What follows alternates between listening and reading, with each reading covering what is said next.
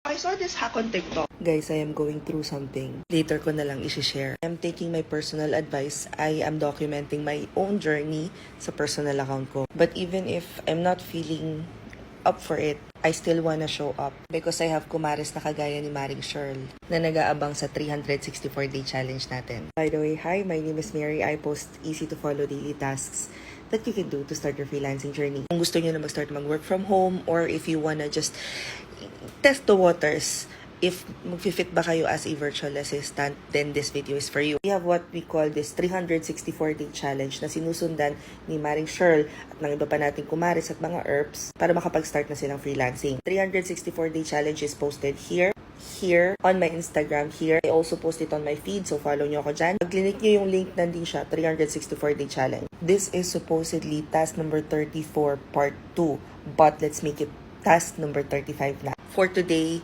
your task is to start planning contents for your own personal Facebook page and Instagram. Remember that when we started this challenge, ang sabi ko sa inyo, start documenting your journey.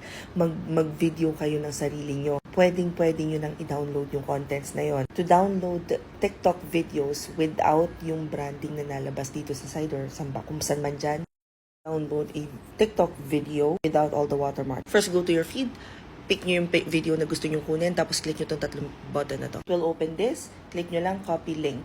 Go to your browser, so whether Chrome or kung ano pa mang ginagamit nyo sa phone, and then, buksan nyo siya. This website is called Snaptik, it's there. So all you have to do is paste yung inyong link dito. Tapos click on down. After that, makikita nyo na tong page na to, click on download. Hintayin nyo lang hanggang mag-appear tong page na to, click on download again. Dito sa pink page na to, makikita nyo dito sa bandang baba, meron parang color blue, click nyo lang yon, tapos click yung download. Lalabas na lahat ng din-download nyo na video, click nyo lang to, kung ano yung gusto nyo download. Tapos click on save video. You now have a video that you can repurpose to your Facebook and your Instagram account that's specifically dedicated para sa freelancing business nyo. Apart from being able to practice what you have learned dun sa SMM, free SMM course na pinatake ko sa inyo sa Udemy at saka sa HubSpot, you can take it one step further and download CapCut para makapag-practice kayo ng video editing using your phone. So imagine nakapag-practice ka na ng SMM, video editing, repurposing assets, pagkatapos ito may bonus pa. Kung in-stitch ko na video dito, will give you an idea on how to create bulk assets or yung pwede yung i-post. Make sure that it is something that